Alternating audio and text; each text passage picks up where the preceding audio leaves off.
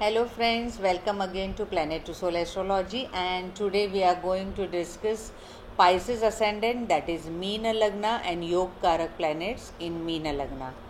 So Pisces Meena is a water sign, that is Jala Tattva Rashi, and whoever are having this sign as a zodiac sign, or whoever are having Meena Lagna, these people are always with dual personality. Here I mean to say, see, all these four signs, that is Mithuna, Kanya, Dhanur, and this Pisces, that is Meena. All four signs are dual sign.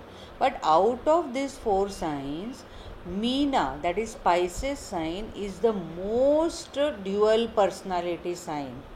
Because if you see, Mithun Rashi is Vayu Tattva, Aries sign. Then Virgo is Prithvi Tattva, earthy sign. Then Sagittarius, that is fiery sign. And Meena, that is watery sign. So out of all these three, watery sign is always in confused mode, as the symbol of Pisces is of two fishes, and fish always stays in water. So it is a Jala Tattva Rashi, and these people are in so confused mode always. You cannot make out from their face or their gestures, but whenever they take any decision, while taking the decision, they take it immediately without a second thought. Many a times, if at all Mars is aspecting Lagna or Mars is in the Lagna, and after giving the decision, means if they are committing to somebody that yes, I will do this work for you, or yes, you do this work for me, either. And after some time, say after an hour also, after a month also, after a week also, whenever the time comes to do the work, till that time these people are in dual personality or dual thoughts, and they are bound to change their decisions. They change their decisions more than 2 to 3 times in their life, each and every decision, smaller to bigger decision. So that is why these people have to take care of their decisions, their thoughts, but they are the most honest people, and suspicious also many a times, because they always have trust issues with other people. They don't trust people, like Virgo sign I discussed in Virgo ascendant.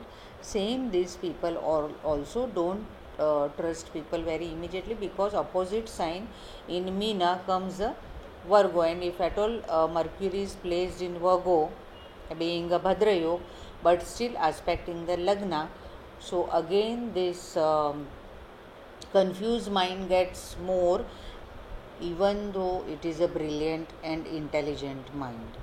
You know, such people, they say something now, yes, and then they will say you know.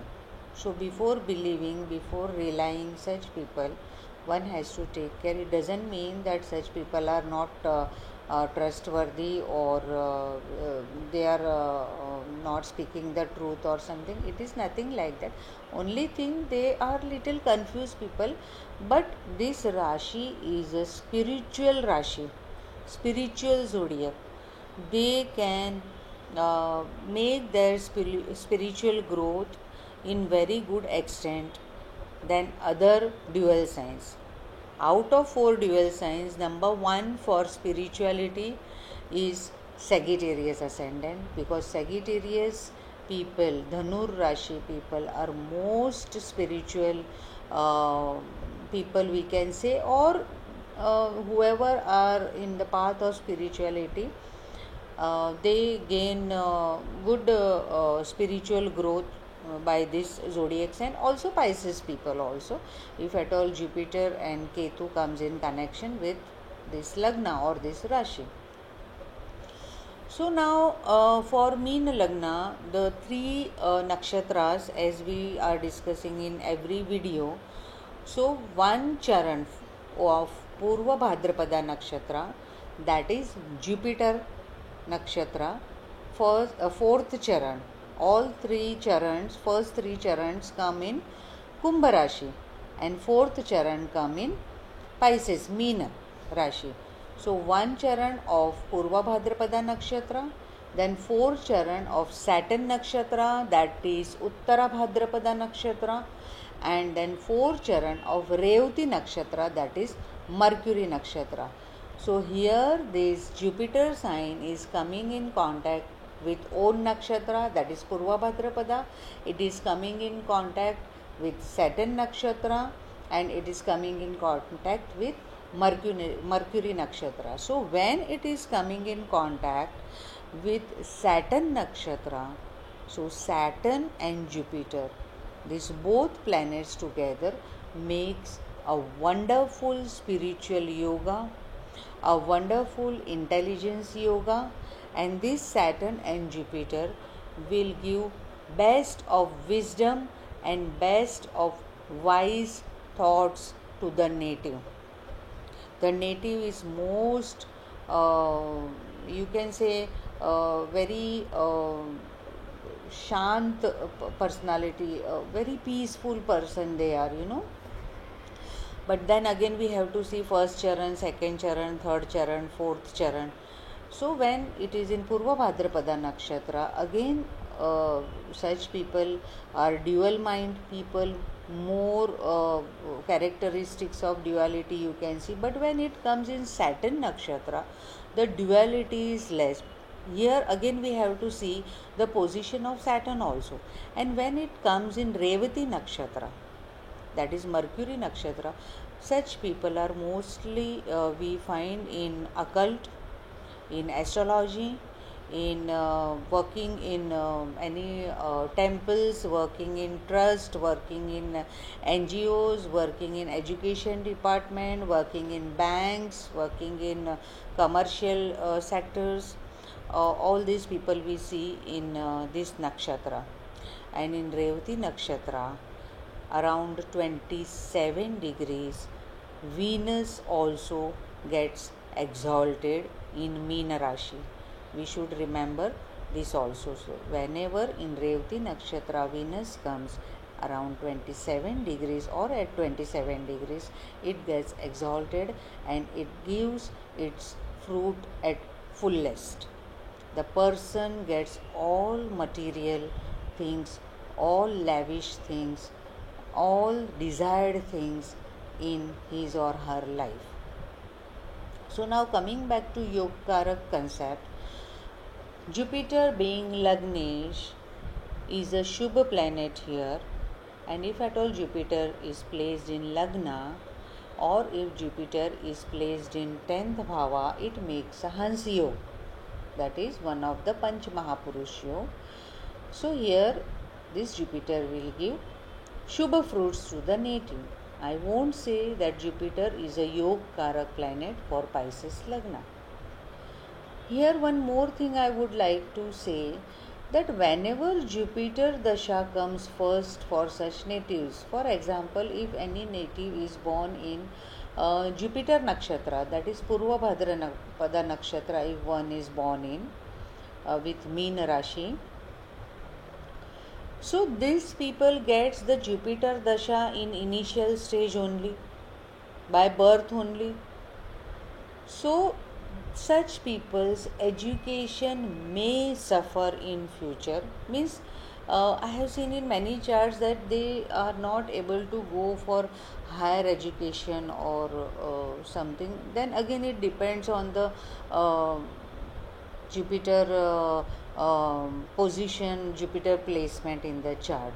So Jupiter here is a Shubha planet. Then we will go to second bhava where there is a sign of Aries, Mesha. So Mars is the zodiac in Marak Sthana, and another sign of Mars comes in 9th house, that is a Scorpio. So Mars is here Yogkarak planet for Pisces ascendant. Why Yogkarak planet? Because Mars zodiac comes in 3 Trikon bhava, that is in 9th bhava Mars zodiac comes. But this Mars will give only 70% of the fruit to the native. Why 70% of the fruit? Because one sign is in the Maraksthana. So here we have to see the placement of Mars in the chart. So whenever these natives will get Mars Dasha or Antardasha, 100% they are bound to get good results as per the Karakatva of Mars and as per the Bhav Karakatva where this Mars is placed in. Now we'll come to third house where there is a sign of Taurus, that is a Venus sign. So here another sign of Venus is placed in 8th house, that is Libra. So Venus is least Shubha planet for this Lagna. But as Venus gets exalted in Jupiter Rashi in Revati Nakshatra, here if at all Venus is in good position, you can say it is in 5th bhava or it is in own sign, it is in 8th bhava, then it will give little good fruits in terms of material gains or in terms of getting good marital bliss, you can say. But here Venus is not Yog Karak planet for Meena people. So whoever are getting Venus Dasha in their life, and if this Venus placement is not good in the chart, such people's 50 to 60% of Dasha goes in struggling, or whatever they have earned or whatever they have gained throughout, if at all this Dasha comes around the age of say 30-35, so such people have to struggle hard if this Venus is not in good placement in the chart. Now we will go to 4th house where there is a sign of Mercury, that is Mithuna. So another sign of Mercury is placed in 7th house, that is in Maraksthana. So Mercury here is not a Shubha planet unless and until this Mercury is making any kind of Shubha yoga, or it is making a Bhadra yoga in the chart, being in Kendra Sthan. That time only this Mercury will give good result. But if this Mercury is out of Kendra Sthan, it will surely give good result to the native. But one again thing I would like to say, that this Mercury should always be with some planet, as Mercury alone is not able to give its fruits in full extent, and Mercury gets confused because the main characteristic of Mercury is confusion also. Even though it is a commercial mind planet, even though it is a wisdom, it is intelligence, but still one more property of Mercury is a confusing nature. So whoever are having alone Mercury in the chart, one should not trust blindly to such people, because these people are always in confusing mode. That doesn't mean that they are going to cheat the people, but they have tendency to get confused more if this Mercury is not at all aspected by any Shubha planet or is not with any planet. Then again this Mercury will grasp the characteristics of the nakshatra it is placed in, and then we have to see the nakshatra lord also where it is placed. So that comes later on things. So Mercury is not Shubha planet for Pisces people. Then we'll come to 5th house where there is a sign of Chandra, moon sign.